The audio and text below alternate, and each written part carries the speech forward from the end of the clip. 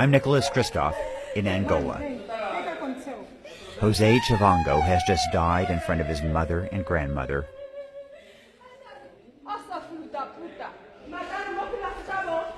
A foreign doctor tries to revive Jose, but it's too late. Nurses are helpless. You're seeing cases like this all the time. What do you feel when you have these kids dying unnecessarily? Estagnada, não consigo fazer nada, mas eu sinto pela criança que tá aí. O hospital às vezes não tem essas coisas. Não sei. 16,000 children die every day worldwide, and most cases are preventable. Nowhere is it worse than Angola. This is the deadliest country in the world for kids, and yet the government has just cut the health budget by 30%. At a sunset dance party in the capital, Luanda, you'd never know there's a health crisis here. And that's a crazy part. This country is actually filthy rich, flush with oil and diamonds. There's so much money here that a one-bedroom apartment downtown can cost $12,000 a month. The real problem is it's just spectacularly corrupt. Officials here spend $50 million a year on luxury cars alone. Judges here get Jaguars to drive, as kids perish at the highest rate in the world. Just 30 minutes from the presidential mansion. This road leads to a hospital serving 500,000 people. Like many hospitals I visited, it's impeccably clean and modern. The only thing missing? Doctors. There are 5 mothers here with urgent cases of children who are very sick. 4 of the 5 have already lost other children. Almost all the cases here are preventable. No detectable hemoglobin? Wow. And the staff was clueless. I was shocked that this nurse didn't know that Marcelina's reddish hair is an obvious sign of malnutrition.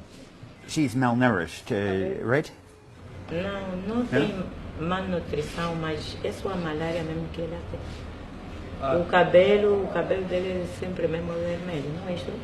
O cabelo dela só começou a ficar roxo quando ela também tem um problema de inflamar o corpo, barriga. É malnutrição. Here's my diagnosis.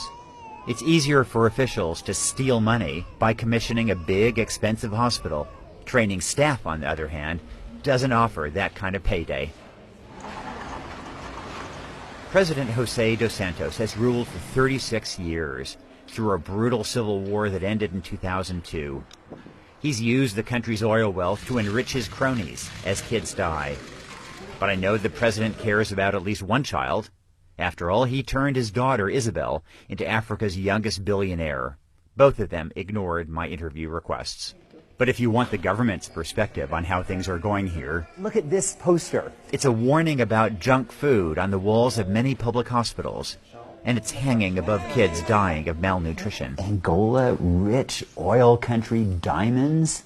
How can this be? The government won't spend the money to make it change.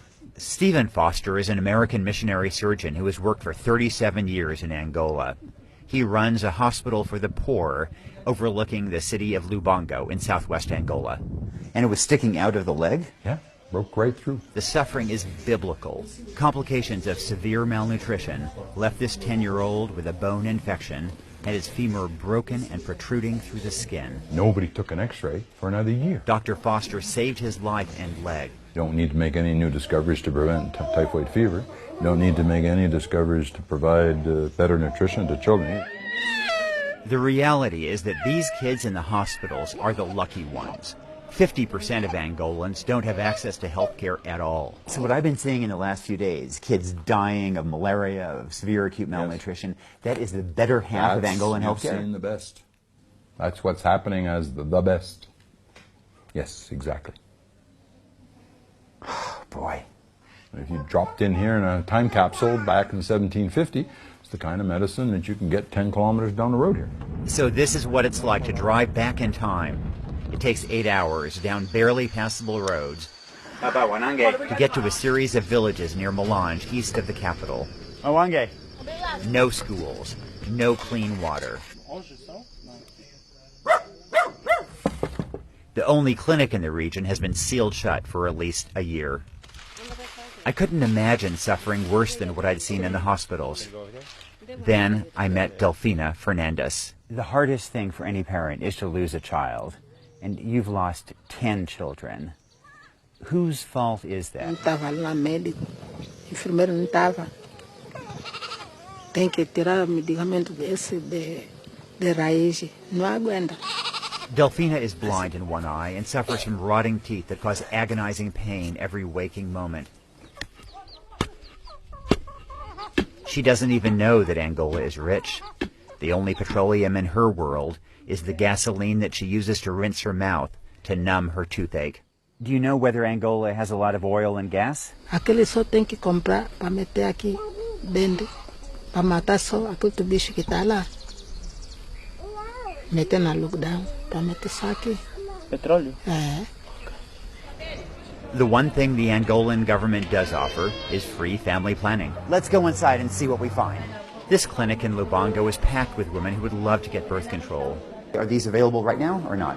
Não, mandamos comprar, não está disponível, não temos.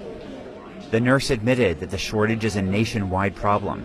She blamed it on the falling price of oil. But the country is still rich enough to build skyscrapers in Luanda, but not quite rich enough to provide injectables for these women at $15 a person.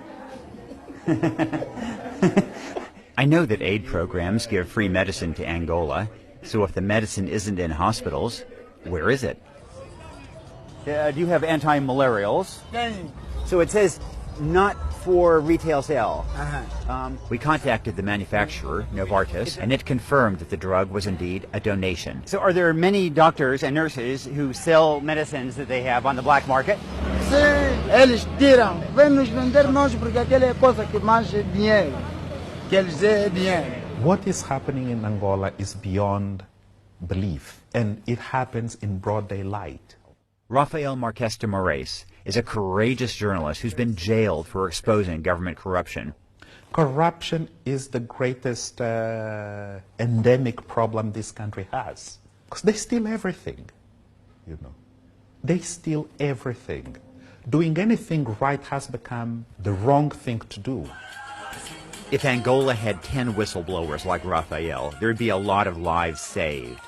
But the Angolan government has prosecuted Rafael as a criminal.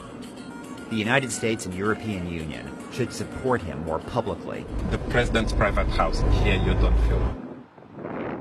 The U.S.-Angola relationship is a love fest, which makes us complicit. Our assistance just lets wealthy Angolans off the hook as we subsidize their lavish lifestyles.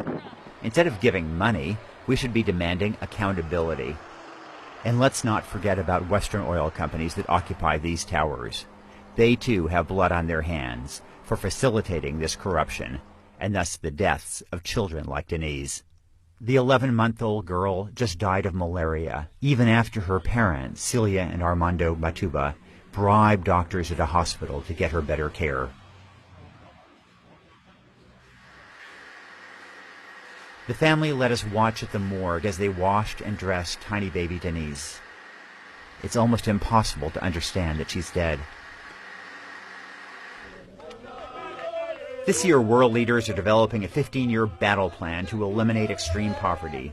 Angola is a reminder that we can save children's lives not just with medicine and clean water, but also by battling corruption and our own complicity in it.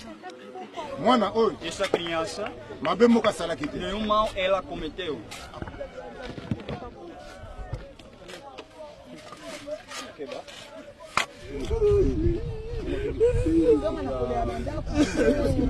As the ceremony ended, I realized that 3 other little children were being buried right nearby.